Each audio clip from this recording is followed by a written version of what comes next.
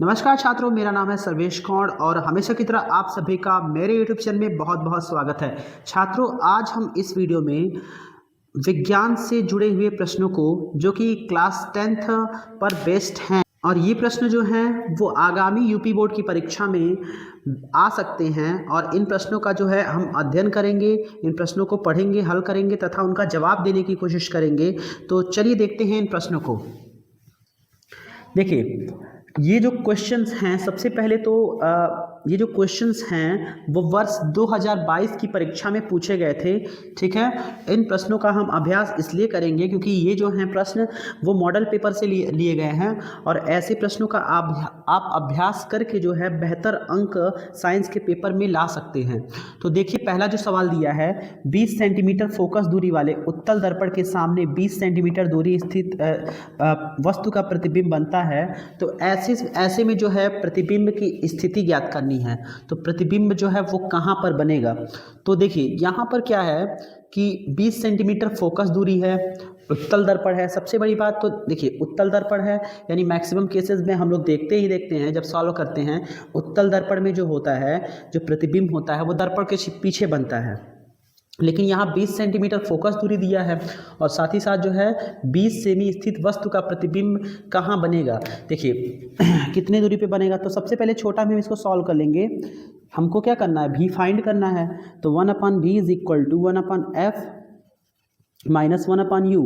तो 1/v is equal to, यहाँ पर उत्तल दर्पण है, फोकस दूरी 20 हो जाएगी और इसमेमें जो है हम लोग क्या करेंगे, u जो होता है हम लोग का निगेटिव होता है तो -20। ठीक है, तो 1/v इज इक्वल टू 1/20 और प्लस 1/20, तो ये हो जाएगा 1/v इज इक्वल टू 2/20। ठीक है, तो यहाँ पर क्या है, हम इससे डिवाइड करेंगे जैसे ही, तो ये हो जाएगा 1/v इज इक्वल टू 1/10 और जब इसका रेसिप्रोकल करेंगे तो v इज इक्वल टू कितना हो जाएगा, 10 और ये हो जाएगा सेंटीमीटर। तो देखिए ये तो है कि प्रतिबिंब 10 सेंटीमीटर की दूरी पर बनेगा, लेकिन जब केसेस होते हैं उत्तल दर्पण के तो प्रतिबिंब जो होता है वो दर्पण के पीछे बनता है। तो ऐसी कंडीशन में जो है वो हम लोग का ऑप्शन नंबर पहला सही होगा। दूसरा प्रश्न जो है, प्रिज्म से श्वेत प्रकाश की किरण के गुजरने पर सबसे अधिक विचलन किसमें होता है, किस रंग में? लाल रंग में, पीले रंग में, बैंगनी रंग में या हरे रंग में? तो इसमें देखिए, समझिए, हम लोग जानते हैं कि इंद्रधनुष में 7 रंग होते हैं जो कि इस कोडवर्ड से जो है रंगों की संख्या को याद रखते हैं।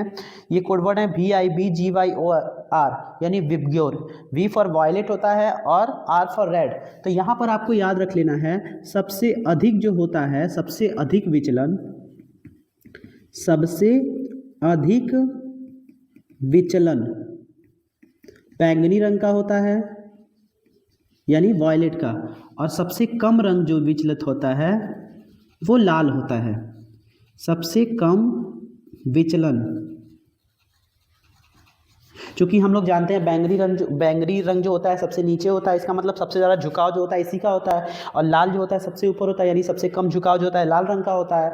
तो यहाँ पर जो हम लोग का जो आंसर होगा वो क्या होगा, तीसरा वाला ऑप्शन जो है वो बैंगनी रंग। अगला जो प्रश्न है, विद्युत जनित्र में रूपांतरण होता है यानी जो जनरेटर होता है, जो डायनेमो होता है, ठीक है, उसमें जो एनर्जी होती है वो किस रूप में ट्रांसफॉर्म होती है?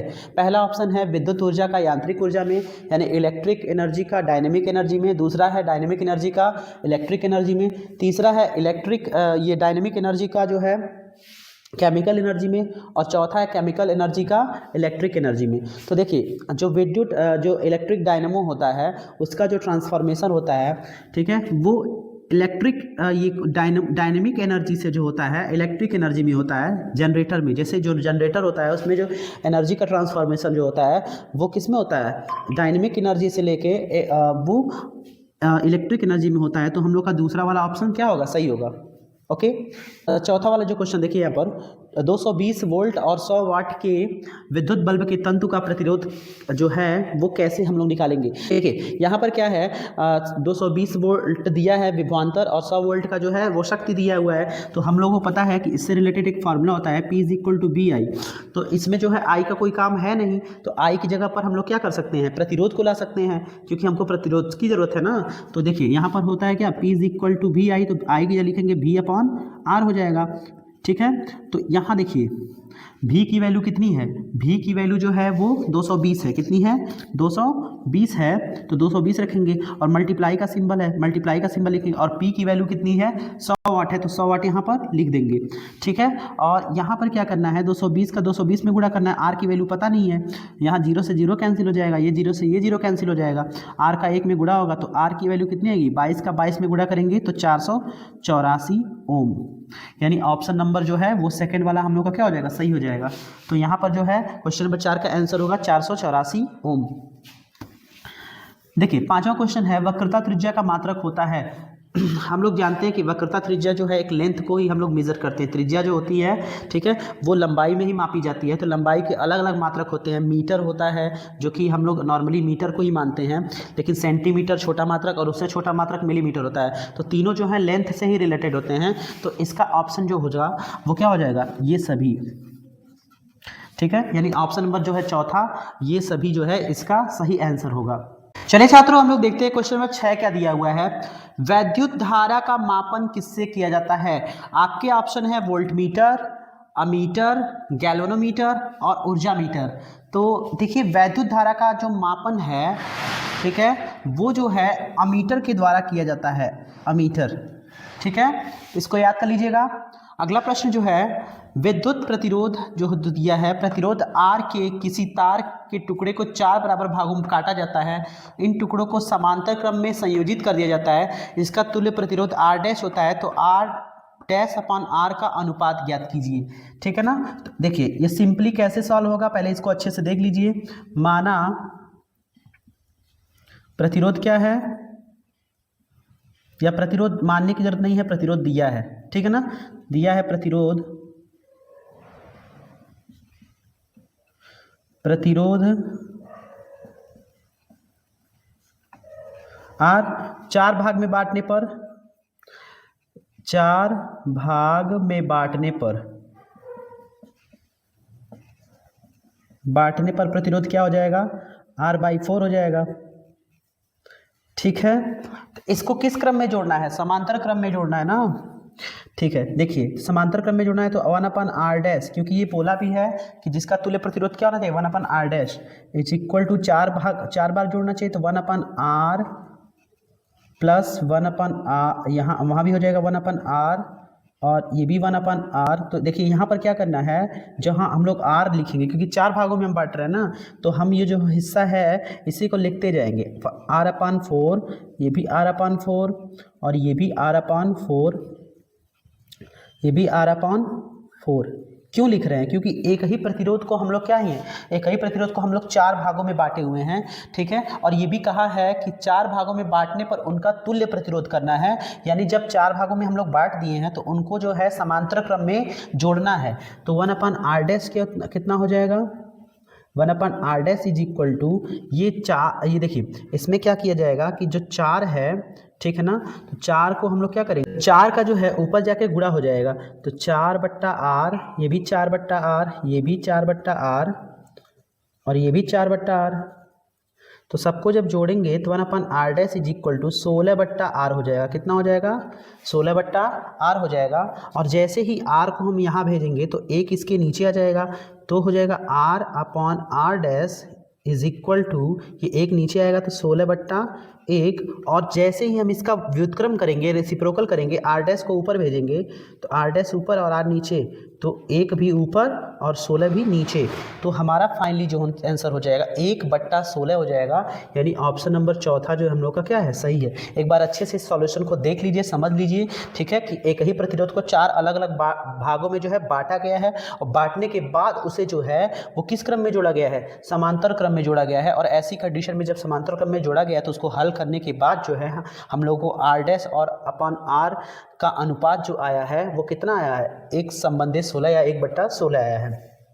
अगला प्रश्न जो है, एक पारदर्शी माध्यम से दूसरे पारदर्शी माध्यम में प्रवेश करने पर एक प्रकाश किरण के लिए अपवर्तन कोण का मान आपतन कोण की तुलना में अधिक होता है यदि प्रकाश की किरण कैसी हो। तो देखिए एक चीज़ हमेशा याद रखिए, जब प्रकाश की किरण जो होती है सघन माध्यम से विरल माध्यम में जाती है, जब प्रकाश जो पारदर्शी माध्यम से दूसरे माध्यम में जाता है, ठीक है, तो ऐसी कंडीशन में क्या होता है, ऐसी कंडीशन में जो प्रकाश की किरण होती है, ठीक है, उसमें जो है एक चीज़ ध्यान रखा जाता है, अपवर्तन कोण जो होता है, अपवर्तन कोण का मान जो है आपतन कोण की तुलना में अधिक होता है। कब? देखिए जब सघन से, यहाँ लिख लीजिए, सघन से विरल जाएगी, सघन से विरल जाएगी, ठीक है, तो कौन अधिक होगा? अपवर्तन कोण अधिक होगा, अपवर्तन कोण अधिक होगा, ठीक है ना। और अगर विरल से सघन जाएगी, ऐसे में अपवर्तन वो आपतन कोण अधिक होगा। कौन होगा? आपतन कोण अधिक। और इसको अगर आप याद रखेंगे, ठीक है, तो फाइनली आप लोगों का आंसर जो है वो सही होगा। तो देखिए यहाँ पर क्या क्या है, सघन से विरल माध्यम जा रही है, विरल से सघन जा रही है, और दोनों माध्यम की संयुक्त सतह दिशा में जा रही है, और दोनों माध्यम एक ही हो। तो ऐसी कंडीशन में देखिए जब क्या है कि अपवर्तन कोण जो होता है आपतन कोण की तुलना में अधिक होता है, अपवर्तन कोण जब अधिक होता है तो इसका मतलब प्रकाश की किरण सघन से विरल में जा रही है। इसका मतलब पहला ऑप्शन हम लोग का क्या है? सही है। अगला क्वेश्चन जो है, वैद्युत ऊर्जा का मात्रक क्या है? Option A volt, option B watt, option C जो है यानी तीसरा जो ऑप्शन है किलोवाट, और ऑप्शन चौथा जो है वो क्या है? किलोवाट घंटा। देखिए तो इसका जो सही आंसर है वो क्या है? किलोवाट घंटा, ठीक है, सही जवाब जो है इसका किलोवाट घंटा है। देखिए अगला जो लास्ट वाला जो क्वेश्चन है, क्वेश्चन नंबर जो 10 दिया है, एक गोली दर्पण की वक्रता त्रिज्या 30 सेंटीमीटर है तो उसकी फोकस दूरी क्या होगी? देखिए ये भी सिंपल जो है क्वेश्चन है, वक्रता त्रिज्या जो है दे दिया है यानी r is equal to 30 centimetre. हम लोग जानते हैं f is equal to r/2 होता है, तो r की वैल्यू 30 है और ये 2 हो जाएगा। तो देखिए तो जैसे 30 का 2 में डिवाइड करेंगे 15 सेंटीमीटर, यानी जो फोकस दूरी होगी वो कितनी होगी? 15 सेंटीमीटर, यानी ऑप्शन नंबर जो सेकंड है वो सही हो जाएगा। तो ऐसे ही बहुविकल्पी प्रश्नों का जो अध्ययन जो है आगे की वीडियो में भी कराया जाएगा। अभी ये पहला पार्ट था भौतिक विज्ञान का, जिसमें कि 10 प्रश्नों का संकलन था, इस वीडियो में शामिल था, और आगे भी अलग अलग विषयों के जो है इसी तरह MCQ आते रहेंगे। और हमारे चैनल से जुड़िए और साथ ही साथ और लोगों को भी शेयर करिए ताकि वो भी लोग अपनी तैयारी को स्ट्रांग बना सके, और इससे जो है बेहतर जो है आपको फ़ायदा आने वाले दिनों में जब एग्ज़ाम की प्रिपरेशन आप लोग कर रहे हैं, और जो एग्ज़ाम जो है धीरे धीरे अब एक एक दिन नज़दीक ही आ रहा है, तो ऐसी कंडीशन में क्या है अपनी तैयारी को और ज़्यादा स्ट्रांग बनाइए। आप बुक के बजाय जो है अब यहाँ से क्या है, इस स्टेज से बुक के बजाय, बुक छूने से बजाय जो है आप रिवीजन स्टार्ट करिए। रिवीजन में उन्हीं प्रश्नों की, चुनिंदा प्रश्नों का अध्ययन करिए जो प्रश्न जो हैं वो प्रीवियस एग्ज़ाम में पूछे गए हों, क्योंकि इसका जो बेहतर परिणाम जो है एग्ज़ाम में देखने को मिलता है। और बुक जो है उसको जो है पूरी तरह से जो है अभी तक दिसंबर या जनवरी के महीने में ख़त्म कर दिया जाता है पढ़ाकर, तो आपके कोचिंग या स्कूलों में जो है ये हो भी गया होगा। तो आप यहाँ से जो है रिवीजन स्टार्ट करिए और ऐसे जो है कंटेंट को पढ़िए, MCQ को पढ़िए, और साथ ही साथ न्यूमेरिकल को सॉल्व करिए, और जो चित्र वाले प्रश्न हैं उनको जरूर सॉल्व करिए। इससे जो बेहतर अंक जो है एग्ज़ाम में मिलते हैं। तो मिलते हैं स्टूडेंट्स अगले वीडियो में, तब तक के लिए नमस्कार।